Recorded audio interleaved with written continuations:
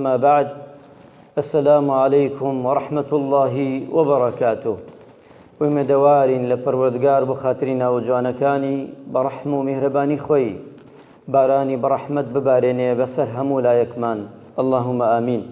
عزيزان خوشويستان لو تاري أمرودا بپشتیوانی پروردگار لخزمتي ايودا باسی توکمەیی کاری چاکە دەکەین.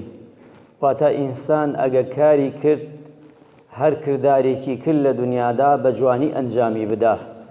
ئاینی ئیسلامی پیرۆز پێمان دەڵێ بۆی بیخەمە یادی خۆمان و یادی من و یادی ئێوەش ئێمە بەرپرسیارین لەسەر ئەو کردارانەی کە دەیکەین ئەمڕۆ سبەینێ لە دنیادا لە قیامەت هەمووی لێمان ئەپرسێتەوە چی چاکە بێ و چی خراپە بێ.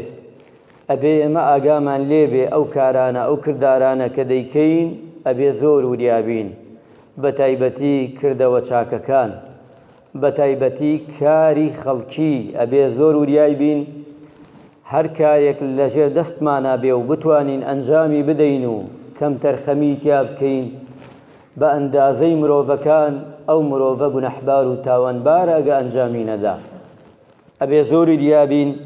ئەگە تەماشاکەین پێغەمبەری نازدار صلی الله عليه وسلم ئەگێڕێتەوە عاصمی کوڕی کولەیبب ئەفەرمێ لەگەڵ باوکما بووم لەسەر قەبرستان.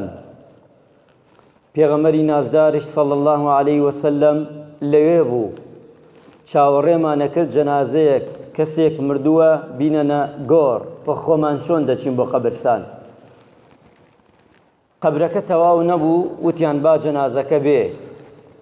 پێغەمبەری خوا صلی الله عليه وسلم پێیانی فەرموو سدوا اللحاد هذا، واتە کەم و کورتوەکانی چاک بکەن، پەلەی تیامەکە کارەکە بە جوانی یعنی قەبرەکە بە جوانی ڕێک بکە ئەمجا کابرا بێ بخە ناو ئەم قەبرە.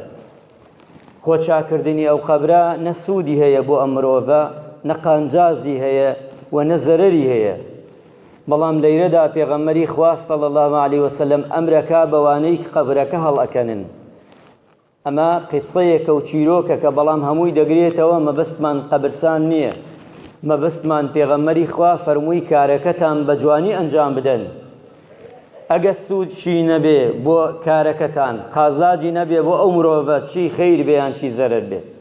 چونکە پێغەمبەری خوا فەرمی عەلەیهی الصەلاة وەسەلام إن الله يحب إذا عمل أحدكم عملا أن يتقنه. ئەفەرمێ خواگیان جەلە جەلالوه پێی خۆشە هەر مرۆڤێ کارێ و کردارێکی چاکە بکا بە جوانی ئەنجامی بدا، پێی خۆشە خوای پەروەردگار. یان ئەفەرمێ ئەن یوحسینە لە حەدیثێکی تردا ڕیوایەتێکی تردا، یعنی بە جوانی بە باشترین چاک و باشترین ئەو کردارە ئەو کردەوە ئەنجام بدا. خوای گەورە پێی خۆشە.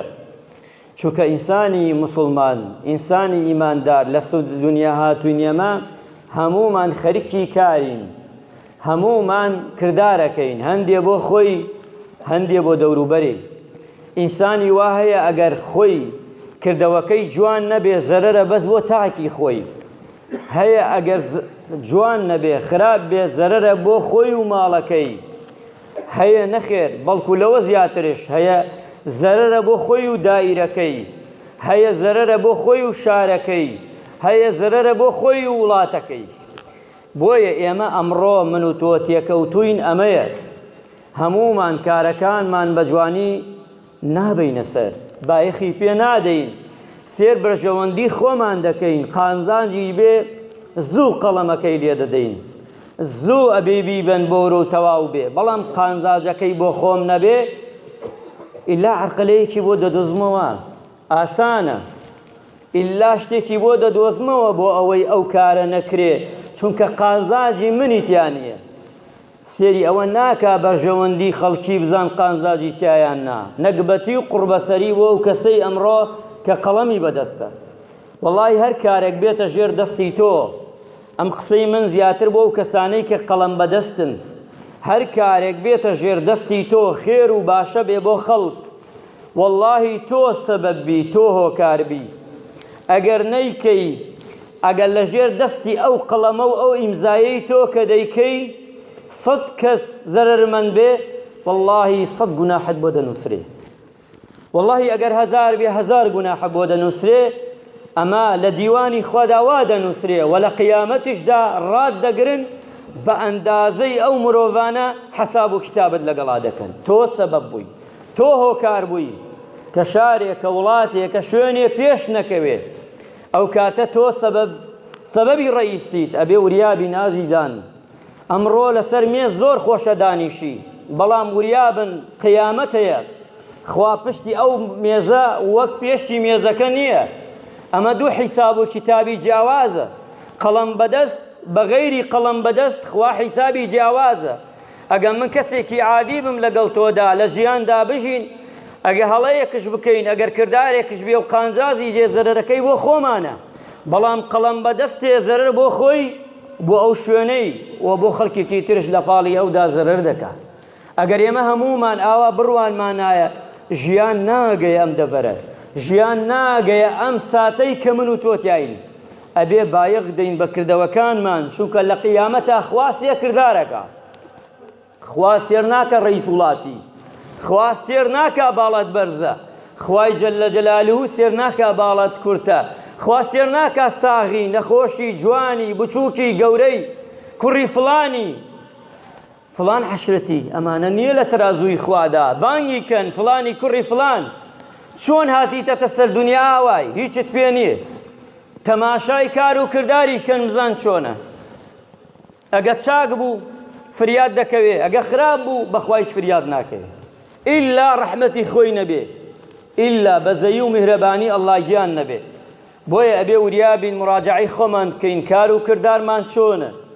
هەر کەسێ لە ڕوانگەی خۆیەوە ئەبێ کار و کرداوەکانمان زۆر جوان بکەین چونکە خواگیان جەلە جەلالوهو و تەماشا بکەن ئێمە چاو بکەینەوە ئەوانەی کە دروستکراوی خوان تەماشاکەن چەنێ جوانە خوای پەروەردگارە فەرمێ صنع الله الذي أتقن كل شيء إنه خبير بما تفعلون واتا پەروەردگار ئەوەی ئەبینی لەبەر چاوتا پێمان دەڵێت تەماشای کە هەمووی لە جوانیە شتێک نییە تەماشای خۆت کە مرۆڤ سێر خۆت کە چەنێ بە جوانی دروستی کردووە سێ و مناڵەت کە کە لەدایک دەبێ سێرە و ماڵەت کە سێرە و سیارەت کە سێرە و نیعمەتەکان سێر ئاسمان سێر زەوی سێری ئەو بەرووبوومە هەمووی بە جوانی دروست کردووە بۆیە خواگیان داوامانەکە کردەوەی جوان کەن دنیا بڕازێنەوە بە کردەوەی جوان نەکا خوانەکە بە کردەوەیەکی خراپ وای لێ بکەین سەر زەوی بگەینە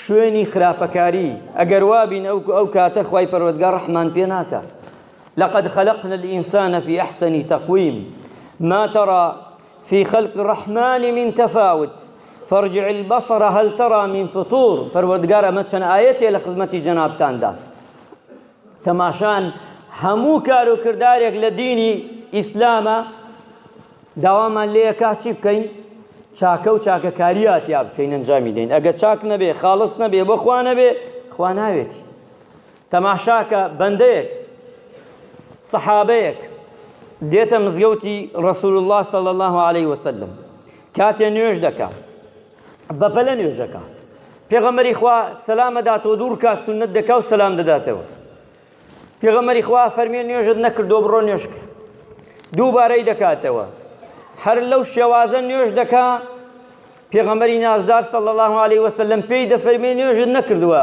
نوێژشەکە پێغەمبەری خوا فەرمێ نوێژت نەکردۆ بڕۆ نوێژ کە سێبارەی ئەکاتەوە سێجا ئەو سونەتە دووبارە ئەکاتەوە دوو ڕکاتە پێغەمبەری خوا صلی الله عليه وسلم پێی دەفەرمێ نوێژت نەکردووە بڕۆ نوێژ کە ئەو شە فەرمێی پێغەمبەری خوا بەخوا لەمە زیاتر نازانم فەرمووی نوێژ ئاوا ناکە نابێ پەلە بکەیت ئەبێ بزانی ئەرکانی بزانی شروطی بزانی سونەنی هەمووی بزانی بە جوانی بۆی نوێژەکەت پوختە بێ دەست نوێژ دەگری بە پوختەیی حەج دەکەی بە پوختەیی ئیشێک دراوەتە سەر شانتا بە جوانی ئەنجامی بدەیت ئەمە دینی ئیسلام داوای ئەمەمان لێەکە ئەبێ ئێمە کردەوەکانمان ڕێککەینەوە لەگەڵ نوێژ و عیبادەتمان یەک بێ ئەگەر وا نەبێ خراپە ئەگەر وا نەبێ ئەوانەی کە بێدینن گلەیمان لێ دەکەن دەڵێن ئەهلی مزگەوتە و ئەوە کردارێکی ئەهلی مزگەوتەوە ئەوەیە، حاجیە و ئەوەیە، عەمرەی کردووە ئەوەیە، زەکات دەداو ئەوەیە، ئەهلی خەیرە و ئەوە دەکا. بۆیە ئەمە نەمێنێ کردەوەکانمان ڕێککەینەوە. بۆیە پێغەمبەری خوا صلی الله علیه وسلم فەرمووی پێی نوێژە نەکردووە واتا کردەوەکانتان ڕێکخەنەوە. لەم فەرمایشتا پێمان ئەڵێ کردەوەکانتان جوان کەنەوە. ئەوەی خزمەتی بەشەرە بیکە. بەخوا تاریخ ڕەحم بە کەس ناکە. ئەگەر چاک بی لە دوای خۆت دەمری خەڵکاوە عەزرەتەوە هاوە حەسرەتەوە. بەڵام ئەگە خراپەکار بی خەڵک تەمەنا ئەکا زووتر لە کۆڵیان ببیتەوە، لە کۆڵیان بیایتەوە و بڕایت. ئەبێ وریابین ئازیزان و خۆشەویستان. خوای پەروەردگارشە فەرمێ وقل اعملوا فسيرى الله عملكم ورسوله والمؤمنون.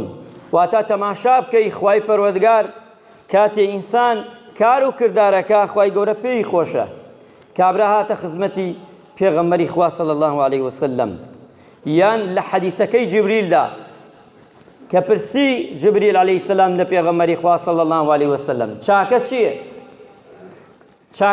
چاکە ئەوەیە مرۆڤ لە هەر کوێ بوو بزانێ خوا دەیبینێ. ئەمە چاکەیە. تۆ گەرەکتە تووشی چاکە بیت، لە هەر کوێ بی خوا تۆ دەبینێ.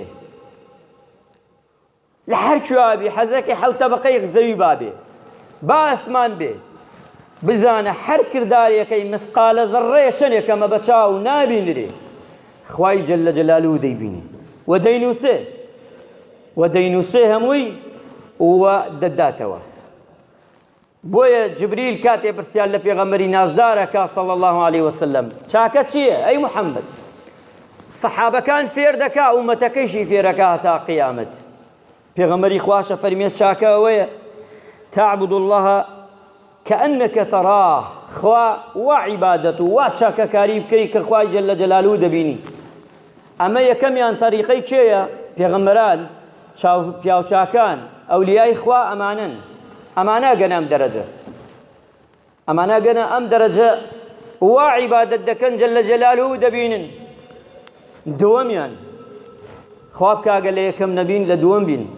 دووەمیان پێغەمبەری نازدار صلی الله علیه وسلم فەرمووی فإن لم تكن ترى فإنه يراك. ئەگەر وا لە خەیاڵی خۆت کە تۆ نەگەیتەوە ئاستە خوا ببینی ئەبێ یەقینێک لا دروست بێ کە خوا تۆ دەبینێ.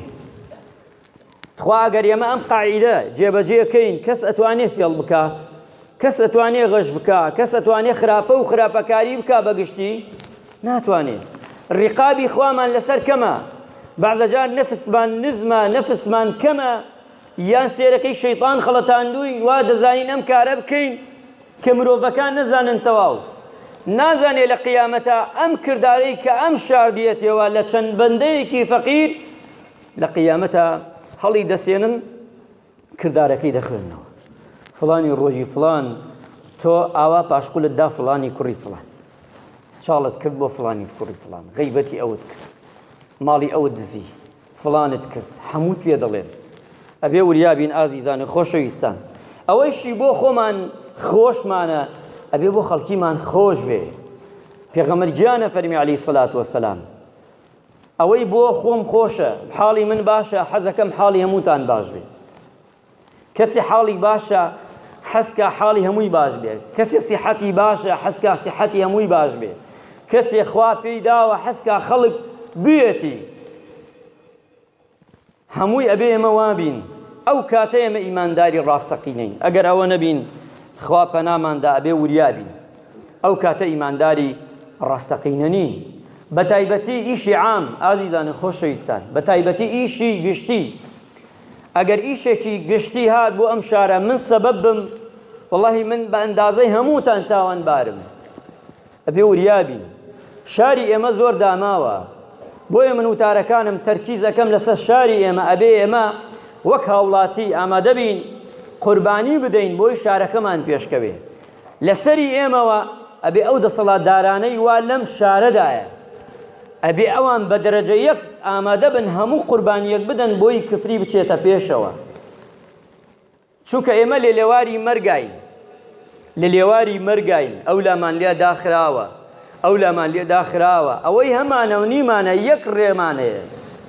ئەگەر بێت و دەستنە ناقڕەمان ئەو کاتە ئەبێ هەمومان قەلەپاژەیە بکەیت وەک چۆنەها هەمووی زۆری دەڕوات لە شار دەرەچێ و دەڕوا ئەبێ وریابین چاک بزانین ئێمە کاتی ئەوە هاتووە ئەم شارە ئەگەر چەندێک شەو نەکراوە زیاتر خزمەتی کرێ خزمەت ئەوە خزمەتێک بێ دوای ئەوە ثەمەرەی بێ خزمەتێک نەبێ هیچ قیمەتی نەبێ ئەخە خزمەتە تا خزمەتەیە تۆ وەرە هەلێکی کار بکە بە 100 گەنج بکەوێتە ئیشەوە ئەمە خزمەتە هەندێک خزمەتەیە ڕاستە خزمەتە بەڵام بەرووبوومی نییە ئیسپادەی نییە ئێستا تۆ لەکوێ شەریکەیە مەعمەلێ بێری بۆ ئەم شارە 100 کەس ئیشی تیا بکە یان ئەم شارە هەمووی بکەینە قیر باشە مەعمەلەکە باشترە ڕێگا بدە بۆ کەسانەی کە خوای گەورە پێی داوە ماڵی حەزەکە لەم شارە خزمەت کە ئاسانکاری بۆ بکە تۆ مەوە شتێک بەسەریوە نوکتە نایەلی لێرە شتێ بکە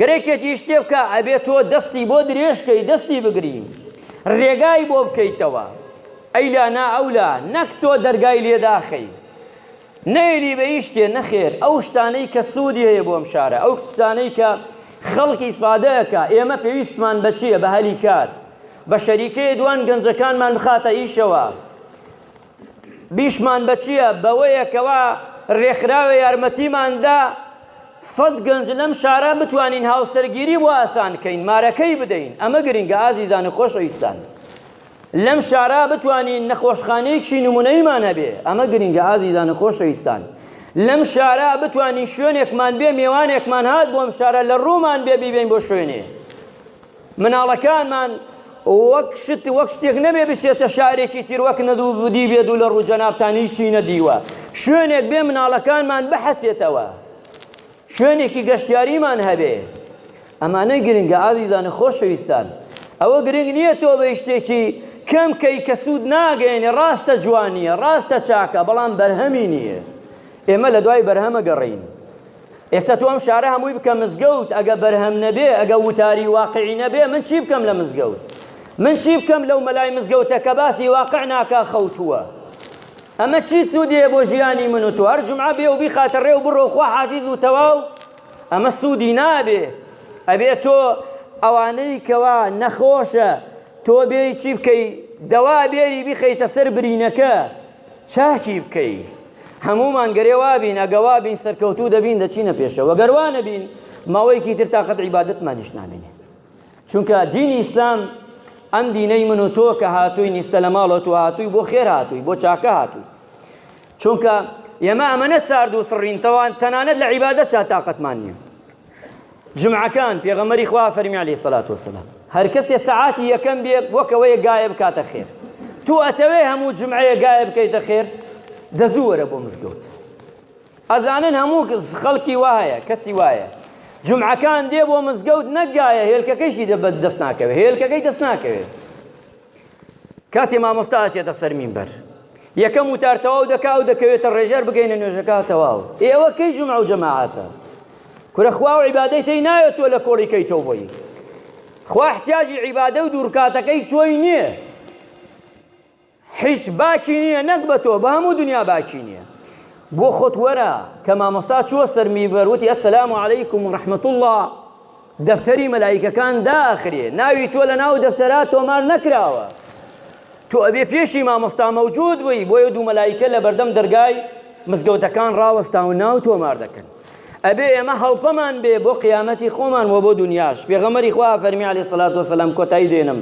بەم حەدیسە مبارەکە من طلب الدنيا حلالا هەر کەسێ بێتی دنیای دەستکەوێ بە حەڵاڵی استصعب عن المسائل خوای گەورە پێی ئەدا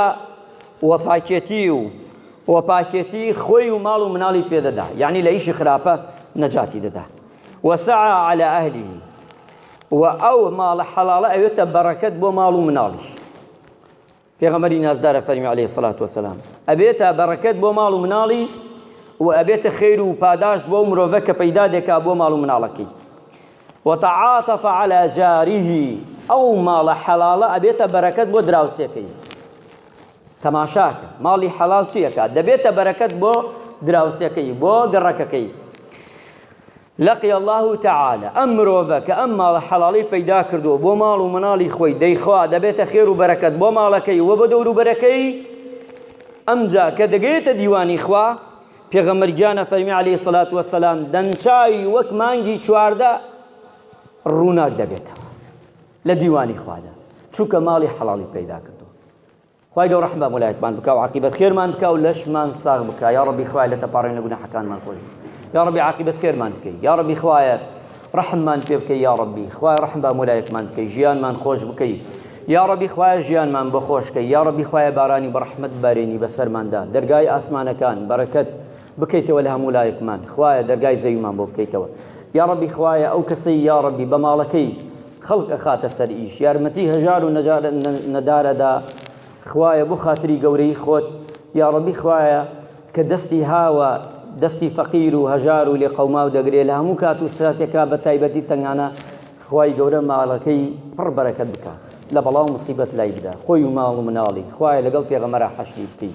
یا ڕەبی خوایە کتاب بدەیتە دەستی ڕاستی ئەو ڕۆژەی دەمرێ ڕەحمی پێ بکەی. یا ڕەبی لە قەبرەکەیدا یا ڕەبی خوایە ڕەحم بە مولایەتمان بکەی عاقیبەت خێرمان بکەی لەشمان ساغ بکەی. آمین آمین والحمد لله.